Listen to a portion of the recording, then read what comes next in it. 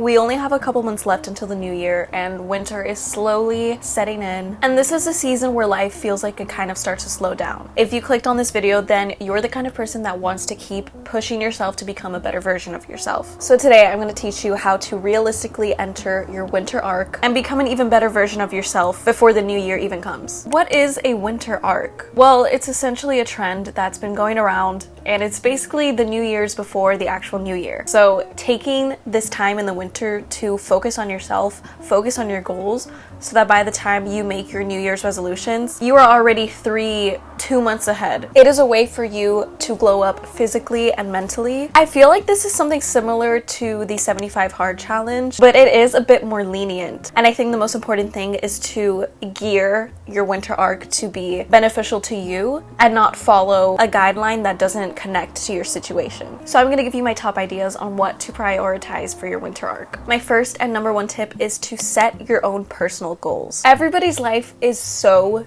different, and that's why I think it's hard to keep up with trends like this sometimes, because one size does not fit all. Your goals are going to be different than mine, etc., etc. So the first thing you need to do is identify what you want to improve in your life. And this can be very general or very specific. A lot of the winter arc goals really center around health and fitness, but if you want to focus on your career or some kind of extracurricular activity, then you can make that your winter arc goal. For example, I want to focus on my YouTube and maintain all my healthy self-care routines. So depending on your goal, your habits are going to be different. And from there, you can create a structure on how to actually achieve your goal. But I feel like all the tips that I'm going to give can be applied to anything, no matter what your end goal is. When identifying your goal, it's also so important to make it realistic and achievable, because if your goal is centered around fitness and you want to lose like 50 pounds in 3 months, that wouldn't necessarily be very realistic. And if you set your goal to be way too high, way too far out of reach, you'll be disappointed when you can't get there in time. And I do think we should make our dreams and our passions and our goals quote unquote beyond our reach, because I think we can achieve things that we never believed we could. But with something like a winter arc that is a short period of time, you have to do something that is attainable. Also, being specific with your goals. If your goal is centered around fitness, you can't just say, I want to go to the gym more. That is not a specific goal. You could say, I want to lift Mondays and Fridays and run on Wednesdays. The more specific you can get, the better. That way, it's not such a blurry line, and there's actual steps that you can take and things that you can do. Specificity is key, and that is something that I'm learning at the moment, so it's something I'm really trying to implement for myself. So regardless of what your goal is, I think there are specific aspects that we should prioritize in order to reach them. The first one being movement and exercise. I know this may be a basic place to start, but even if your goal isn't centered around fitness, you can't change the fact that as humans, we were made to be physical. We had to hunt for our food at one point. We had to run for our lives at one point.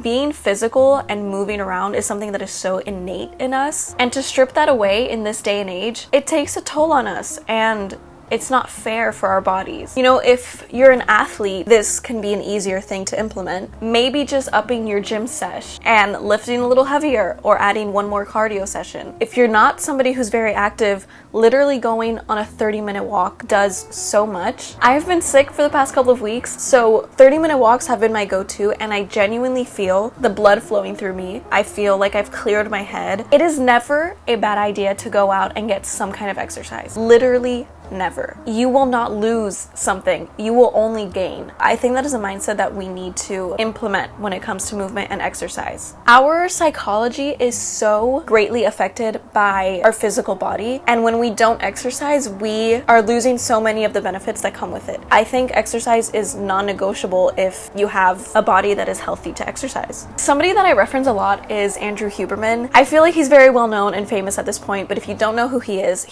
a neurologist and a professor at Stanford. And he makes a lot of great scientific content, so I do love to listen to his podcast and get some insight through there. And he made a post that I think was very interesting. He says, there's clearly something valuable to doing challenging physical exercise, ideally in the early morning. It calibrates your autonomic nervous system so that the subsequent stressors of life you encounter that day have less of a triggering impact. It is not purely psychological. Obviously, I'm not a scientist, but I do trust his work, and I feel like this is something very difficult to argue against. Not only is physical exercise good for the body, but it is so good for your mind. And when you clear your mind and make it easier to function every day, that is going to help you get closer to your goal. It is so hard to achieve things if you are not in the right mindset. And I have fallen victim to this trap a million times over the course of my life, and I don't think it's ever something that's necessarily going to go away, but now I know the steps to take in order to get over this slump. There have been so many times where I feel exhausted and insecure and I'm downing myself, and then I take a step back and I look at my actions and I notice, well, I'm not exercising,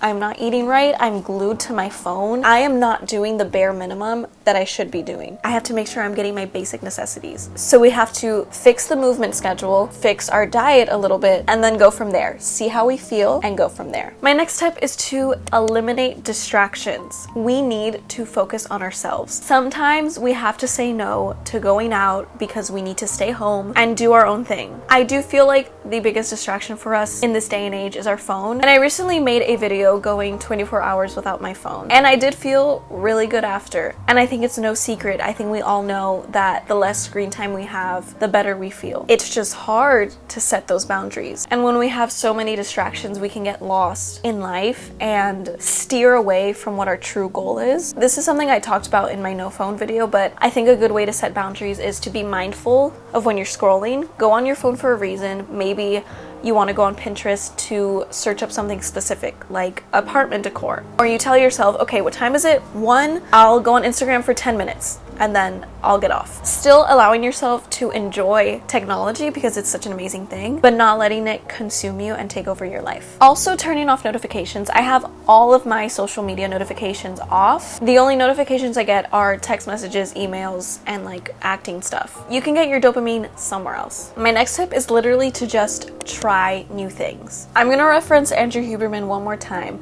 and I don't remember exactly what episode I heard this on, but he was talking about how learning new skills helps build pathways in the brain. So for example, a piano player has his own neural pathways for playing piano as opposed to somebody who plays guitar. The guitarist has pathways for guitar but not piano. I think learning new skills and new hobbies is so important for the mind, and it strengthens our brain. It also breaks us out of dull routines so things don't get repetitive. No matter what you do in life, no matter what field you're in or what your goal is, experiencing new things and learning about the world around you is so important, and it shapes you into the person that you are. To learn things about yourself with these new hobbies that you're trying.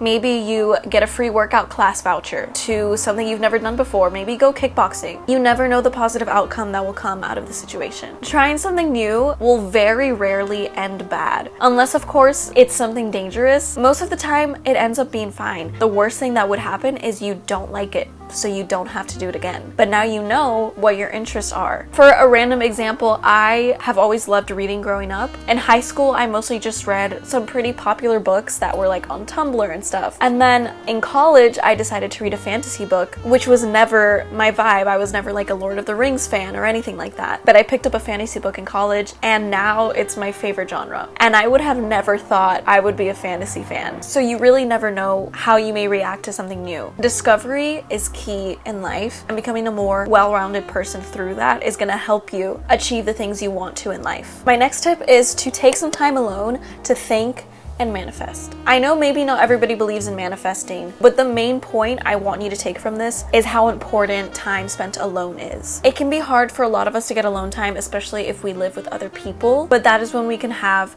reflective thoughts, take time to notice things about ourselves. I'm gonna give you an example of something that happened to me recently. And maybe it was a coincidence, maybe not, but I felt great after. I had a whole day to myself alone in the apartment, and I was feeling pretty stressed. So I was like, okay, I definitely need to take a second to take a step back and relax and just think about what I want. So I did a meditation. I lit my little candle, I got my journal out, put my phone in Do Not Disturb, and I just journaled about something that I really want in life right now and why I want that, what the end result would be. Is it something that I really want? And literally the same day, hours later, I get a phone call about this subject. I just thought it was a very weird coincidence. I think it's something that would have come to me naturally, but the fact that I did vocalize it to the world, to the universe, made it come to me a little bit sooner. And apart from just the sake of manifesting, when you spend time alone, you can truly understand what it is that you want in life. And sometimes we set goals for ourselves just to reach those goals and realize